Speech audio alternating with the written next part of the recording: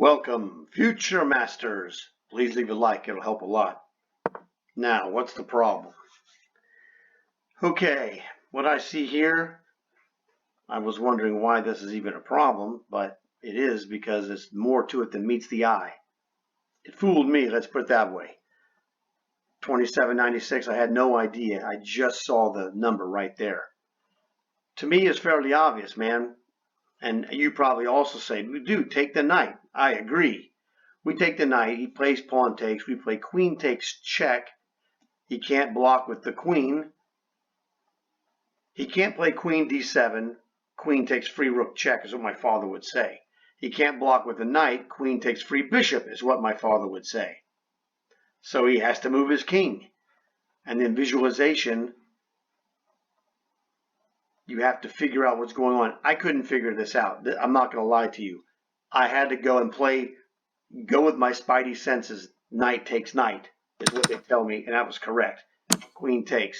So these are just obvious and good, and I want to simplify this position and make it easier for my visualization skills to come up with the solution. King to e7 is the move that we figured he had to play because queen d7 loses a free rook and knight d7 loses a free bishop. So now when I see this kind of situation, this king is out of position, you have these two pieces defending, it's kind of crowded. My spidey senses say, you know what, we want to do some kind of geometric positioning. It's based on the board and the cumbersome nature of pieces. Bishops are horrible defenders because they have to defend by moving diagonally, not like a rook or a queen, which would move straight back. So I looked at bishop takes bishop, queen takes bishop, and combinations of trading queens, and then knight to b5 check, and I'm getting nothing. I'm doing nothing. Oh, I'm a pawn up. Big freaking whoop. Okay. I'd be a pawn up. You're not losing, but there's more here, and it's understanding the jumbled nature of pieces. The only defenders he has are the queen and the bishop. This knight and bishop and two rooks do nothing to defend his king. Doesn't do much. We don't have much either. We got knight, queen, and bishop. So basically we have one piece extra in the attack. However, the jumbled nature of the position is what is kicking butt for us. So the thing that you have to see is that the bishop takes bishop is a failure. It doesn't do anything. But there's another jumbling move. The check on b7 is a jumbling move. It jumbles his pieces. This makes it inconvenient for him. Because what happens? Well, again, knight back to d7 is a bad move. He's going to get hammered because of the unblockable diagonal check that's coming. So let me just show you. This is the correct move. But now we hit him with the exchange of bishops. And why now? Because the queen is pinned. This queen is pinned. Bishop captures bishop check, forces the king to retreat, at which point if he retreats, we trade queens, retreat the bishop, and we're a piece ahead right here on f1. Game over. You can resign anytime you like. So bishop takes bishop check. The only way to survive, king takes bishop. But it actually loses. And it actually loses because, as I've showed you in my other videos, that there's a powerful technique called unblockable diagonal.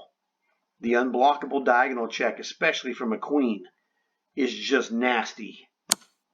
Crushing. What happens here, white is forced.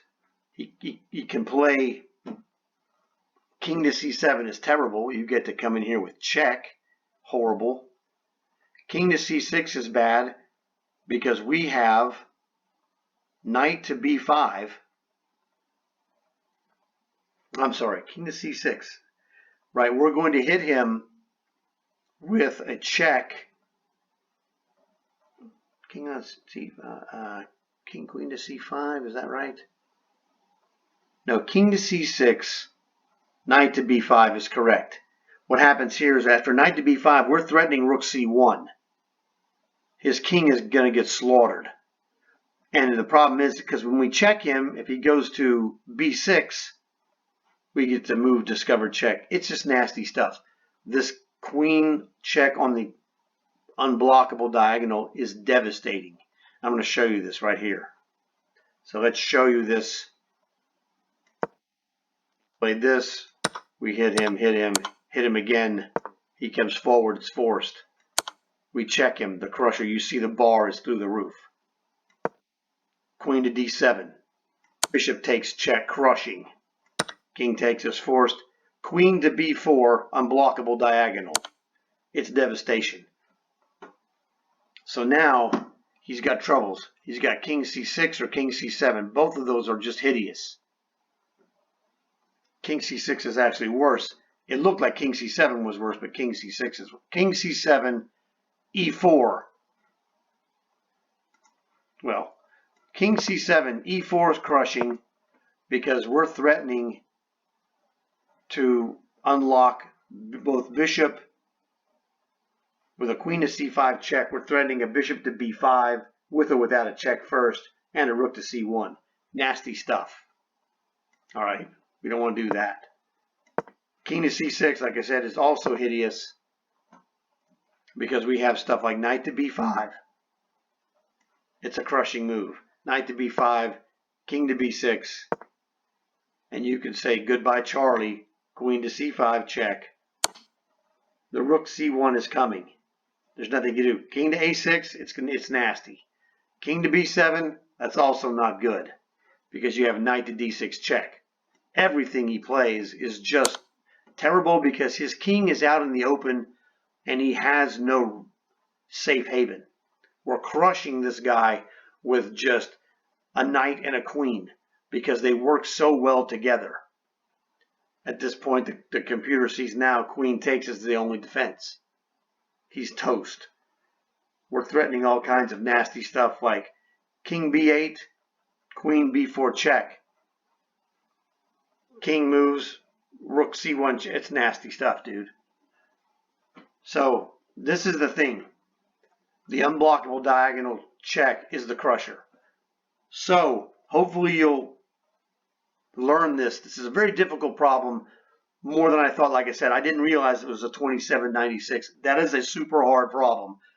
I did it in 3 minutes because I had to sit and think and work on the jumble of exchanging the bishops at the right time, where his king gets drugged from e8 to e7 to d6 and worse now. With this check, he cannot go back. The turtle cannot go inside the shell. He's outside of the shell, and he is getting destroyed by potential rook to c1, e4, which allows potential bishop to b5.